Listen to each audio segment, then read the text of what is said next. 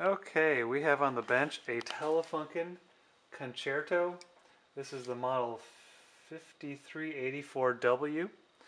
I also have the stereo converter for it, but I'll show you what that looks like. This is the stereo converter for it. Maybe someone wants to buy this off me, but I have removed it because I do not want to deal with the hassle of adjusting it. And this unit works really well. I just completed the FM IF alignment, and I'll show you. I'll do a little demo of this thing. Oh, first, let me plug it in. And man, it was a real battle to make this radio work. This is very different than the American radios I've worked on in the past. Let me zoom out, and then I'll play with this a little bit. Here we go. It's coming up.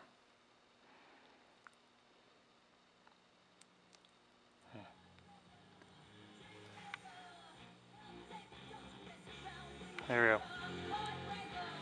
Yeah. All right. So this thing is working great, and both AM. Well, let's see if it works in AM.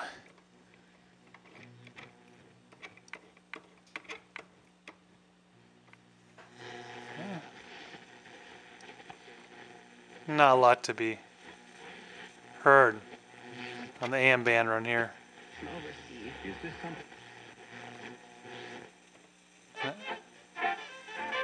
Oh yeah, there's my AM broadcast station that I have in my house that plays swing music all the time. Okay, so let's take a look at the inside of this thing and talk about the challenges in restoring it. Okay, here are the insides of this radio. There's some really unique challenges to restoring these radios. First of all, replacing the power supply cap.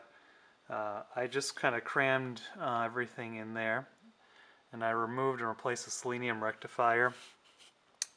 One interesting problem I had when I first started operating the radio was that this thing would oscillate out of control. Both power amps, right and left channel, would oscillate like crazy. These are really weird tubes. These are ECL 86s. They contain 2 vacuum tubes, a power pentode and a high gain triode, and consequently they're very, very susceptible to circuit layout, and if it's not perfect they will oscillate, is what I'm trying to say, is that these things are prone to oscillation. If everything is not absolutely perfect, including grounding and circuit layout, they will oscillate. As it turns out, the audio output amps on this radio were marginally stable, and so they had to use, if you can see, and it's really hard to see in there, that's, oh jeez, talk about focus. The audio coupling cap going into the triode section is shielded. And when I recapped that cap, I threw out the shielded cap. I thought, what the heck is this? There's basically some foil around that cap that's grounded. And turns out that this thing was oscillating like crazy. I tried everything. Turns out that these caps have to be shielded because the output cap of the triode is right next to it. So it starts oscillating. So the inverting output of the triode couples into this guy, and the grid leak resistor is on the order of 10 megohms. So it's very, very susceptible to a tiny bit of capacitive coupling. There's another one. You can barely see it back there. So what I do is I took the standard 0.0, I believe these are 0.1s or 0.01s, I forget, caps, and I wrapped copper tape around them and soldered a ground to that on the outside, and that's how I made the shielded cap. So you're going to have to make those. So that's the first big challenge.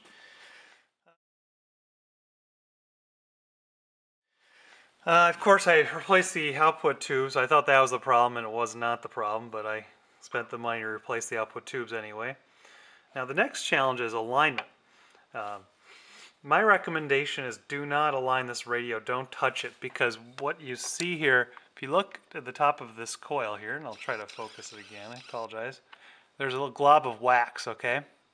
And that wax, that stuff, it is old, and it just wants to go right into the coil and jam up the coil slugs. So you gotta just don't touch it. Leave it alone. Take the alignment as is. Hook up your your Bluetooth or MP3 player to here and just call it a day. Don't screw with the alignment like I did. Don't make the same mistakes.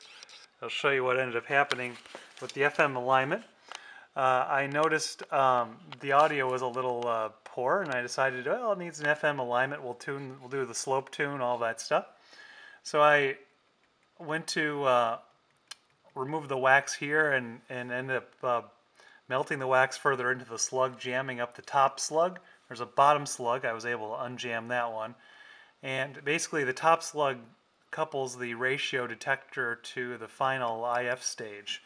And I couldn't move it. I tried drilling out the top slug, dremeling it out, bashing it out with a center punch, breaking it out, you name it, could not get it out.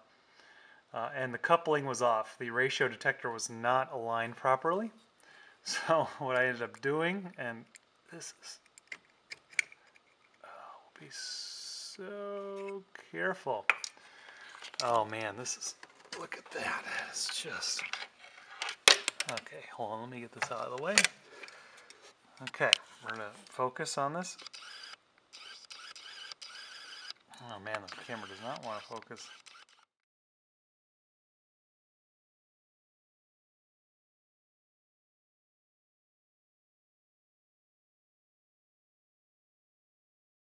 Okay, here's the IF can. I've removed it, bent these parts back. Let's walk through what's going on here. So there was a the ratio detector, its output, or sorry, the secondary is right here. Oh, this thing is okay. The secondary is right out here. The primary is the resonant coil right here, the final IF stage. What used to be in the middle was a plastic tube that was threaded. I cut that out with wire cutters. I glued in a toothpick, and then I aligned this by sliding this up and down with my fingers until I was able to set the ratio detector to 0 at 10.7 megahertz. And then once I found that spot, I hot glued it back in place, and that's how I calibrated this. So because this slug in here is absolutely stuck, it will not move. It's got this old wax in there. It's a complete mess. So don't try aligning these things. I've aligned this section, the ratio detector and the final IF. They're aligned perfectly well with the can on, and it took me a very, very long time to figure this out. So my recommendation with this old radio is don't screw with the alignment, because the wax plugs, which are in every single coil, are a complete mess, and I wouldn't touch them. You can see them back there too. So with that said, it's pretty sweet that this thing is working so well. Let me try to focus. There we go. And I'm very happy with its performance. It's a very unique radio, to say the least. These German radios, Telefunken, this is a cool radio. So I'll show you some schematics of some of the trouble spots over here separately, and I'll show you what happened. Okay, let's see. There are a lot of other folks on YouTube who are better narrating this stuff than I am, but let's talk about those audio output tubes first. Yeah, here's one.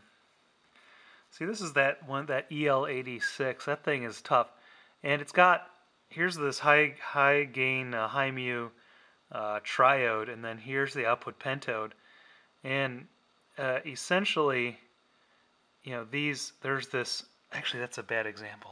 Let's use this channel. This channel is a little better example. Here's one, high mu, the output pentode. Look at the grid leak is 10 megohms on the, and then so for that reason this 0.01 is shielded right here. So you have to pay attention to that shield. Also, you need to pay attention to the capacitor polarity. That's really important. So similarly, this is a little bit of a different circuit. It's got 3 stages.